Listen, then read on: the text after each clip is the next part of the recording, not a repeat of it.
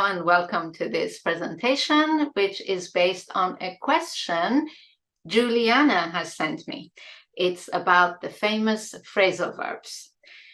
Juliana says, phrasal verbs are so difficult. What's the best way to learn them? So before I answer the question, what's the best way to learn them? Let's have a quick review of what phrasal verbs are and if they're different from what we call prepositional verbs. So let's start with that little reminder, that little review. First of all, so we have two types of verbs with prepositions, phrasal verbs and prepositional verbs. What's the difference? Both look like or are a verb plus a preposition. In a phrasal verb, the preposition, which we also sometimes call the particle, is connected to the verb and it changes its meaning. For example, if you look at this sentence, he came to quickly after his operation. Came to is part of the verb, is a synonym for regaining consciousness. Now, in a prepositional verb, the preposition is not connected to the verb, it's connected to the object of the sentence, what comes after the verb. And it doesn't affect the meaning of the verb at all. For example, same preposition, this time in a different context, he came to my lecture last week. He attended my lecture last week. Right? So in the first one, to is connected to came to, and here to is connected to the object, my lecture, to my lecture. That's the difference between a phrasal verb and a prepositional verb, right? Now, how to tell the difference when you see one? How do you know, is it this one or that one? Okay, the test is to drop the preposition. If the sentence after you have dropped the preposition makes no sense, then it's a phrasal verb. For example, if we just hear or say, he came quickly after his operation, this sentence has no meaning. We don't understand what the speaker is trying to say. Let's look at some other examples of phrasal verbs where I have dropped the preposition and you can see that the sentence is meaningless. For example, she gave smoking last year. He has turned my invitation. What does that mean? There is no meaning to this sentence. They managed to put the fire. So we need the prepositions to make sense of the sentence. The preposition is part of the meaning of the verb, like as if they were one word, one idea, right? So let's see if you maybe remember which prepositions complete these verbs, these phrasal verbs. Let's look at the next slide where I give you the prepositions. She gave up smoking last year. Gave up is a synonym for quit. He has turned down my invitation. He has declined my invitation. They managed to put out the fire, to extinguish the fire. Okay, so maybe you did remember, maybe you didn't, but doesn't matter. These need a lot of revision. We will come to that. So now let's look at prepositional verbs. Here, let's drop the preposition and see what happens. You will notice that the sentence still makes sense. The preposition is not part of the idea of the verb. It has not created a new sense for that verb. So, for example, if you hear or say, he came my lecture last week, you still understand. There is no misunderstanding here. I've listened the podcast. He looked his watch to check the time. So obviously the preposition is missing, so there is a grammatical mistake, but we still understand. She's asked a pay rise. We all laughed his joke. What did she say?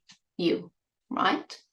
So here, although we understand the sentence, the idea, we are making a small grammatical mistake, but it's not that important in terms of communication. Anyway, let's see if you can remember the prepositions for these common verbs. I think you will. It's I've listened to the podcast. So the preposition is with the object. I've listened to the podcast twice. He looked at his watch. She's asked for a pay rise. We all laughed, excuse me, at his joke. What did she say to you? Right? So, next point. There are some verbs that are phrasal prepositional. So that makes them three-part verbs. Let's have a look at some examples. So we came up. Came up is the phrasal part. Against the problem. Against the problem is the prepositional side of the same verb. You can say we encountered a problem. Nobody could come up, phrasal verb, with a solution. With is the preposition for this phrasal verb. So it means nobody could suggest a solution.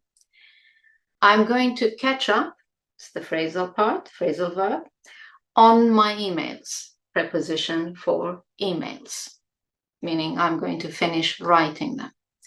It was nice to catch up, again, same verb, same phrasal part of the verb, different preposition, with Mary. And that's to find out Mary's latest news.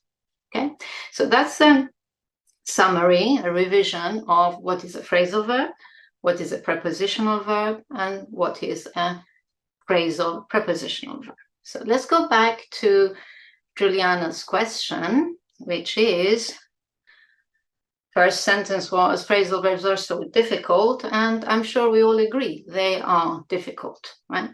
So the most important part of the question is, what's the best way to learn them? We're going to look at that now. Right, my answer is, or my idea, or my experience is that the best way to learn them is like any other vocabulary item. Learn them, let's go through the steps that I would recommend.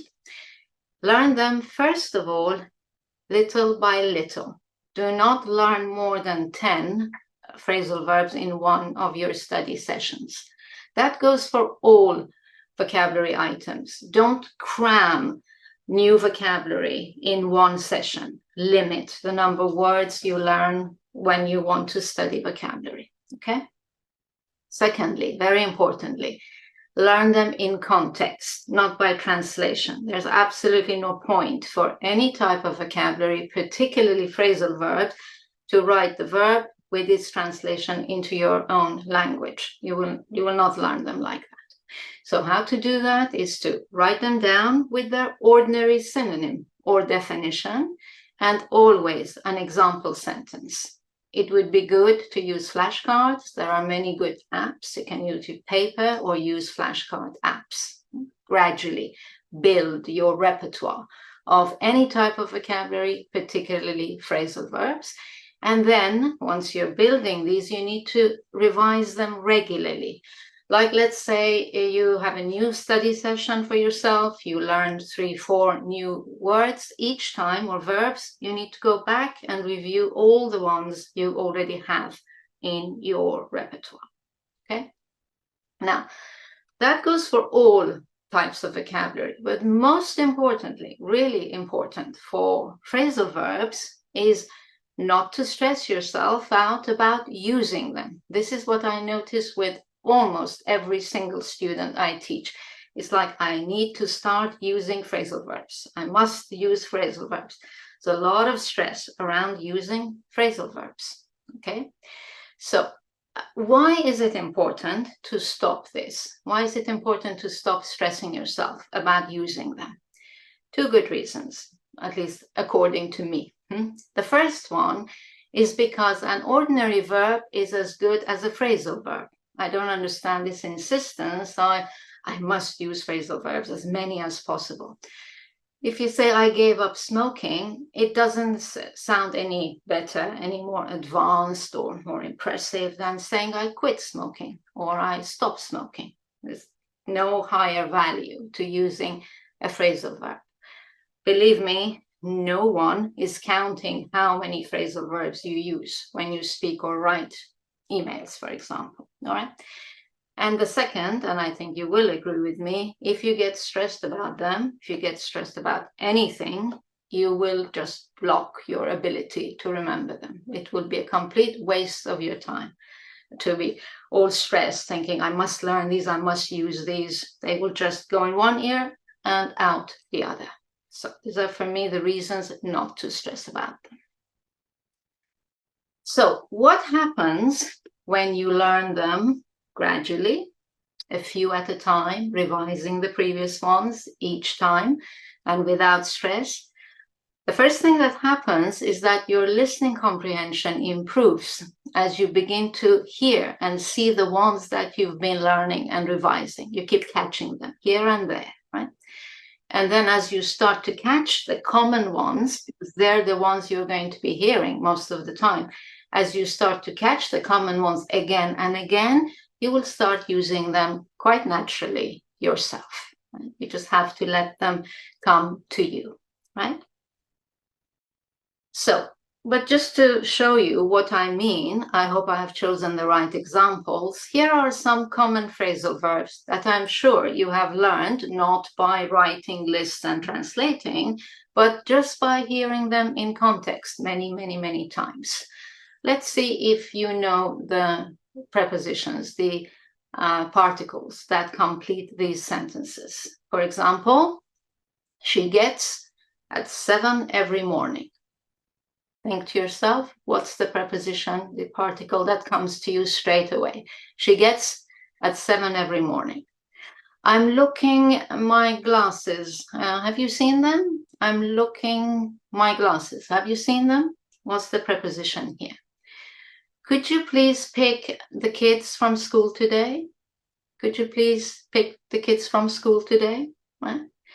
So let's see what the answers are. I'm pretty sure you knew all three of them, whereas with the previous ones, maybe you didn't, because they were less common than these very basic ones. So obviously, she gets up at 7 every morning. I'm looking for my glasses. Have you seen them? And could you please pick up the kids from school? Get up, look for, pick up. They're so common and used so frequently that you will have naturally picked them up. I think you will notice that you use these even without labeling them as phrasal, and therefore there's no panic around them. Right? So I think to sum up, must you study phrasal verbs?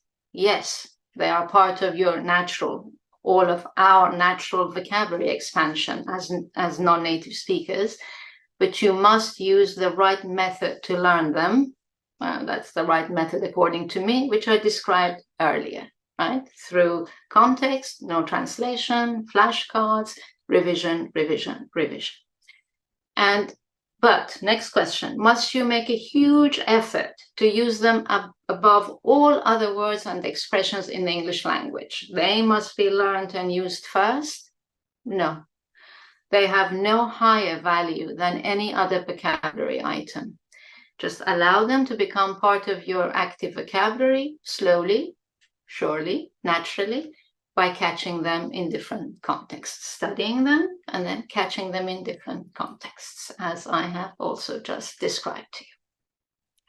Well, I hope this has given you a quick revision of what these verbs are and how to approach learning them calmly, happily, and effectively. I hope you've enjoyed this lesson. For more on this topic, click here. Remember to also check out my complete online course, and don't forget to like and subscribe. Thank you for watching and happy studies!